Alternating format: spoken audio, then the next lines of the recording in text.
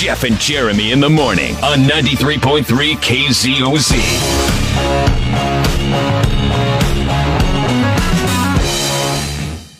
I even think that the stereotype of the pothead has gone away. Today's McCarthy's poll question. Today's 420, by the way. What best describes how you celebrate 420? That's what we're asking you. Depends where I'm at. Depends what day it is. I used to, like 15 years ago, I'd come on here and I'd be like, hey, man, how's it going? All that stuff. I don't think so. I think everybody, all walks of life. California has adapted to people using cannabis just fine. I think it's just fine for the most part. Okay. I mean, I feel like the freeway speeds have gone down, but that's fine. What best describes how you celebrate 420? I go harder every year. Okay. Or I celebrate it, but not as hard as I have in the past. I spread my celebration of cannabis throughout the year, so there's no need for extra on Monday. Okay. Or I have never celebrated it. I feel like when you were fighting the man, this was a bigger day than it is currently. Yeah, it's really lost a lot of its thunder or smoke. Yeah. It's like I don't celebrate you would this. drink. I didn't celebrate it before either. You would drink before you were 21, and you're like, yeah, man. And then after you turn 21, you're like, it's kind of pointless. At least that's how some people roll. Some people fall into it and make it a way of life. So I guess we're just trying to figure that out from you, the 420 user, or maybe not the 420 user, because there is an option on there that says, I have never celebrated it. We all have friends, if we don't use, we all have friends that use quite a bit. I feel like the traditionalists, the ones that are deep into it, like they woke up this morning at 420 and they took care of it and then went back to sleep, and then they plan on waking up at 420 again. I remember I worked with this guy once, and I was getting ready to leave work at 3. That's when my shift was over that day. And he said, hey, do you mind working a couple extra hours later? And I was like, why? And he's like, because it's 420. I'll go celebrate with my girlfriend. And I said, that's fine. Whatever. It's overtime. He came back at 7:45 at night. That's more than a couple extra hours, okay? He said he wanted to celebrate it. You mean you want to go get high? He wanted to go get high. You want me to say yes, then, so you can just go get high, and then... Yeah, and I said, fine, that's fine. I'll get overtime. Then you're going to come back to work high? Like, he said a couple of extra hours, so I thought he'd come back at 5. It was a job that you could do high, dude. It was running a cash register. Yeah, but was he supposed to do it? It told you. Yeah. And inputting data, okay, and renting cars out to people. He's not supposed to do it high. In fact, that was one of the jobs that I was drug tested for. But he could do it high. And he had a system, and I wasn't going to question the system until I was stuck there working till 7:45. Keep in mind, when you go to a job and you get off at 3, typically you get in there at like 7.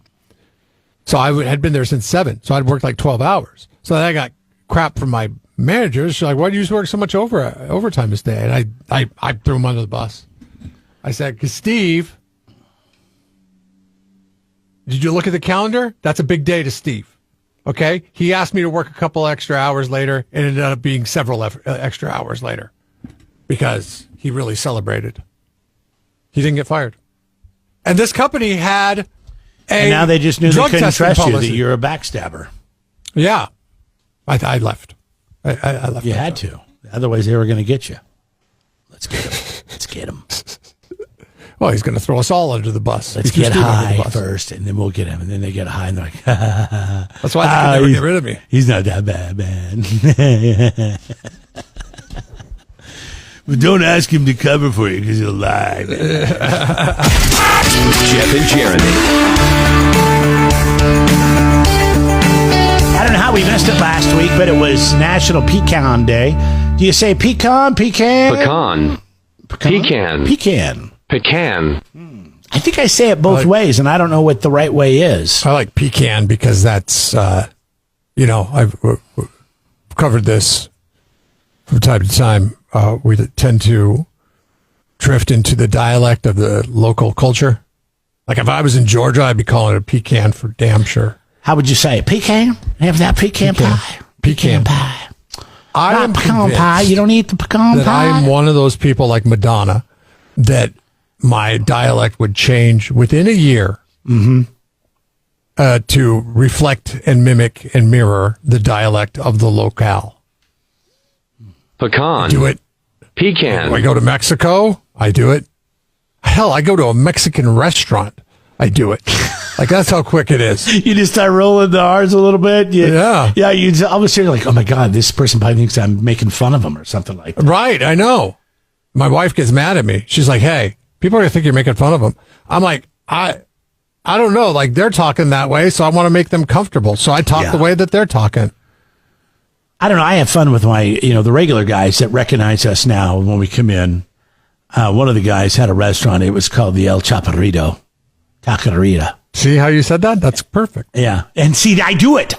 Well, I also took some Spanish though. So when those words come up, it's natural for me to do that, even though I know it was, God, what was high school 30 years ago now?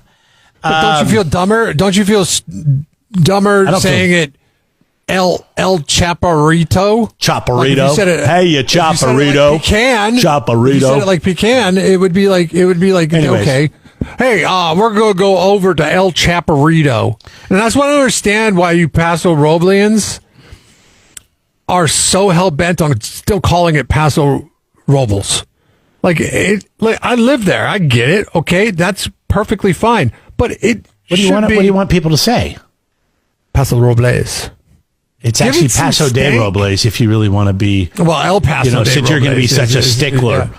Well, yeah. Can I tell you something? You sound pretentious. I don't like it. I baby feel like steps. people that move here from LA and San Francisco, no offense to y'all, but you say it wrong. It's Paso Robles. That's how the locals say it. Paso Robles. It's a horse Right, town. but you're It's a hanging rodeo on to town. this- It's with a wine problem. Okay. It's Paso Robles. And But that's the thing, though. It's like, why? What defines it? Definitions change over time. I don't know. And is it really a cowboy town anymore? Maybe it was that 'Cause this it town sure was doesn't when we seem moved like it here, on the weekends. Do you remember how white this town was? I mean, this area. We looked at the census. It was white. yeah. It was very white, and that has changed a lot. In the past 20 years that we've been here. I understand, but I mean, I don't care if people call it Paso. Sometimes they say, I live in Paso, or we're going to Paso."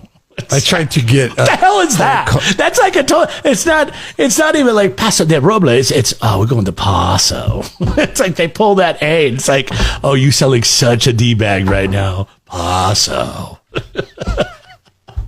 Our old colleague that we used to have, dating back to community college, I reached out to him because there was a job opening here, and he did not have a job at the time, and I reached out to him, and it was actually he was gonna. You talking about E40? It was to work with my wife. I'm talking about Bob. You remember Bob? Community college Bob. Long haired. Oh, the DJ? Yeah, the skinny guy. Okay. You wanted him to work with your wife? Yeah, I thought it would have been a good fit.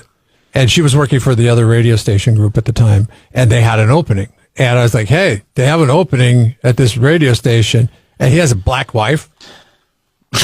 And Okay, why is that important? it's important because he texts me back. He goes, yeah, I don't think my wife would feel very comfortable there. Oh, yeah. Because he looked up the demographics. census. He looked up the census, he looked too. up the demographics. Oh, God. And I was like, oh, good point. Oh, well, there's a lot of ways to go with So that. now you know why they try so hard to stress their diversity around Yeah, here. well, because they there should have is moved none. because things change. Yeah. And now, Yeah. whatever. I'm glad that guy didn't come because I never liked him. I thought he was a D-bag. Oh, I liked him. He was good. I thought he kind of was He's full funny. of himself. He's funny. guy. Yeah, but he was kind of full of himself. You could be funny No, and not full of he was yourself. wacky. I don't know. He was wacky. But anyways, pecan. That's what we started with. Do you say pecan or pecan? I feel like when I go to a restaurant, I'm going to order pecan pie. I don't think I say pecan pie. I don't know. You can let us know. 805-543-3693. Is it P or is it P? Or you could just let us know if it depends on where you're at, because that's where I sit on it. Jeff and Jeremy in the morning on 93.3 KZOZ.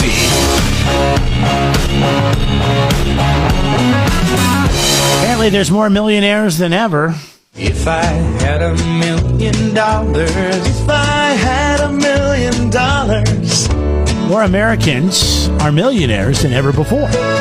But many of them are saying they don't feel rich. It's because rising costs, inflation. How about a millionaire's tax? $1 million doesn't go as far as it used to. Inflation. Inflation was so bad for so long. It's getting better, right?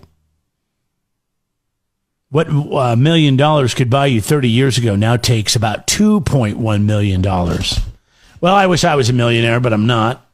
So the milestone just doesn't. How do you determine a millionaire? Do you have to make $1 million in a year? It's more than doubled. So inflation is more. Yeah, more than that's doubled what they're saying. Years. Yeah, 30 years ago, it takes about 2.1 million now to feel like what it did to have $1 million 30 years ago. And most of your money, right? I mean, at least I'll tell you my money, it's tied up in investments or houses or retirement. That's where all of my money is. So we have money in the bank, but for kind of a safety, like we don't use it. I'm just amazed by the inflation thing.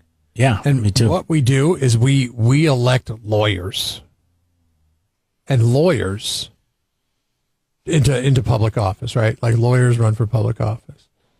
We don't elect economists. Maybe we need to rethink that. Maybe there needs to be a lawyer party and an economist party, and just scrap the Democrat, the Republican, because that's too toxic. And we just need more common sense. I mean, I'm a lawyer, and then see who wins out at the end of the day. Because I guarantee you, the economist would be my party of choice, not the lawyer. Yeah, lawyer's too busy worried about the distractions of clearing up his own life. We saw that happen last week. Whereas the economist is just a dork, man. I want dorks. I want dorks making decisions with my tax dollars. I don't want guys that want to be rock stars taking care of my tax dollars. God, I can't believe that. $1 million is only worth, basically you're saying $1 million is worth $500,000 or less than it was 30 years ago. That's insanity to me. Doesn't I don't know Warren Buffett's background. No, he's one of the richest men. Was he born into money like Donald Trump was? No. Like Jeff Bezos was? Or did Jeff Bezos make his own? That's what we need. We need somebody who is a self-made billionaire. Jeff Bezos is self-made. That's who I would be interested. But Warren Buffett said, "Did you know how we fixed the government shutdown issue?" And he said this years ago, and now they're talking about doing it. It'll never happen, but we got to shut down Congress, make sure that they don't get paid because they're getting paid. Yeah. Yet they're not paying anybody else. Yeah, if that happens, it will fix itself. Absolutely. He's had great ideas about term limits. Vote for that. He says he's got a great idea on how to fix inflation and how to fix our budget. Bezos? No, this is Warren Buffett. Oh yeah, Warren Buffett is a genius when it comes to common sense. You know what his whole portfolio is built on? Companies that have given him good customer service, or he likes their products. Yeah. And then as they go to the wayside, he divests in them. If they're not doing what he thinks is ethical, he divests in it. He just recently divested in Microsoft because of the whole Bill Gates attachment to the Epstein files, which I have no idea what information he's got, but he's like, I don't want to have anything to do with that. I'm divesting from Microsoft. Unfortunately, he's so old school that, chances are Warren Buffett, not long for this world. I mean, he's old, so that philosophy and that mindset is going to age out like dinosaurs. And then you're going to have the Swalwells come in and take over. That's the real idiocracy. Everybody thought it was Jackass. No, it was the Swalwells. Boy, more and more stuff is just, it's so bad for that guy. This is something else he said a while back that I thought was great. He says he could fix the deficit in 5 minutes. And he says he would pass a law that makes every sitting member of Congress ineligible for re-election if the annual deficit exceeded 3% of the GDP. Yeah. That's economist thinking. But that's not sexy, right? That's not like... it's kind of sexy to me. Like, get it done or you're out. Like, that's how the rest of us do like work. But it doesn't grab headlines. It doesn't grab headlines. You're like, all you hear is percentages and GDP, and most people are going to be like, big deal. What's that mean? And then move on and be like, which one of my congressmen is banging hookers in a hotel room? I want to find that out. So if you got $1 million, we feel for you, I guess. You need 2 now, damn it.